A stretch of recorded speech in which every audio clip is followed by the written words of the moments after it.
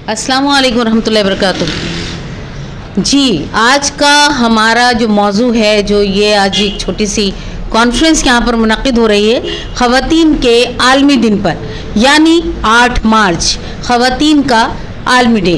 Women's मार्च में हम ख़वातीन, हमारी जो पिछली ख़वातीन गुज़री हैं पाकिस्तान में जिन्होंने वर्क किया है, काम किया है, जैसे हमारी मादरे मिल्लत फ़ातिमा जिन्ना साहिबा और अपना बेगम राना लियाकत अली ख़ान, उनसे पहले उनके साथ साथ ये काम करती रही। ये मुआशरे का एक ऐसा हिस्सा थी जिसमें ख़वातीन अपने आप को उजागर करती रही और मुख्तलिफ़ कामों में मुख्तलिफ़ वर्क करती रही और इन्होंने शाना बशाना अपने बड़ों के साथ, अपने भाइयों के साथ, अपने शौहर के साथ, सबके साथ यहाँ पर काम किया। अगर ख़वातीन काम ना करें, उनका साथ ना देती, तो शायद आज हम इतने प्यारे से, इतने छोटे से टुकड़े प्यारे शहर पाकिस्तान में, कराची में शायद हम ना होते। हम ख़वातीन के दम से ही अल्लाह ताला ने जैसे कि हमारे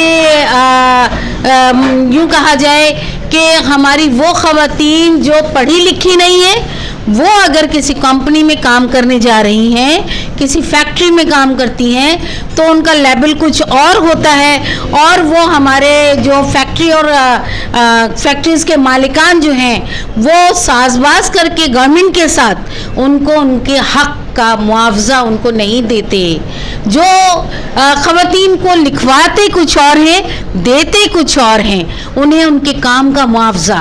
तो मैं इतना ही अर्ज़ करना चाहूँगी, मैं चाहूँगी कि ख़वातीन को उनके हक़ दिए जाएं, उनके साथ नारेवा सलूक बंद किया जाए।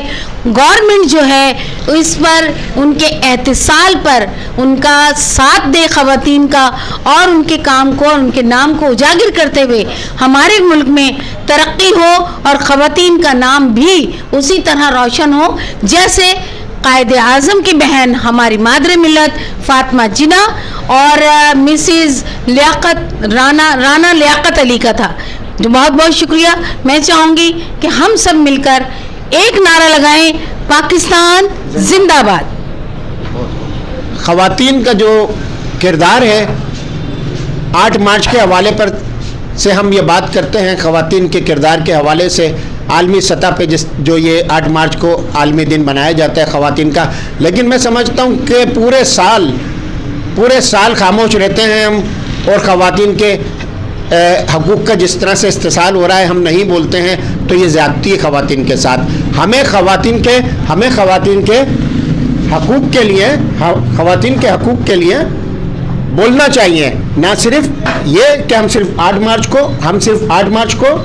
मार्च को बोलें, बल्कि एवरी डे जहाँ भी हम जुल्म ज़्यादती देखें, जैसे अभी हमारी मोहतरमा यहाँ पर शबाना सहर साहिबा ने फरमाया कि फैक्ट्री इंतज़ामिया, निजी इदारों की फैक्ट्री इंतज़ामिया जुल्म ज़्यादती कर रही है और उनको उनके जो कानूनी हकूक़ हैं वो उनका इस्तेसाल कर रही है। उन्हें मराहत नहीं मिल रही है, जो वो मराहत, बल्कि मैं कहूँगा मराहत तो दूर की बात है, जो उनका बुनियादी हक़ है वो उनको नहीं मिल रहा है। मराहत तो बात में आती है, सोशल सिक्योरिटी वगैरह, ये तमाम मराहत में आती है, ये बात की बात है। लेकिन पहले बुनियादी चीज़ जो तनख्वाहें हैं, जो तनख्वाह है कि वो जो गवर्नमेंट ने अपना नोटिफिकेशन जारी किया है उसके मुताबिक वो ख़वातीन को वो तनख्वाहें मिलनी चाहिए, मगर बदकिस्मती से फैक्ट्री इंतज़ामिया वो नहीं उनको प्रोवाइड कर रही है वो तनख्वाहें। और लेबर डिपार्टमेंट का रोल ये है काली भेड़ों वाला रोल।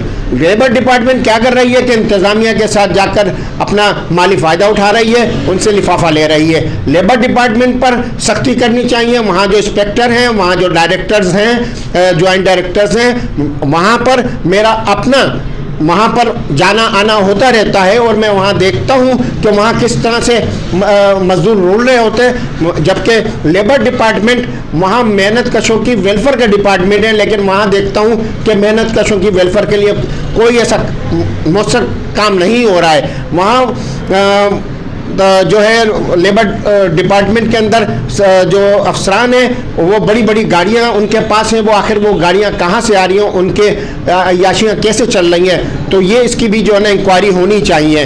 मैं समझता हूँ कि 8 मार्च पर ख़वातीन को भरपूर तरीके से अपने इस्तिसाल के हकूक़ के इस्तिसाल के ख़िलाफ़ आवाज़ उठाना चाहिए।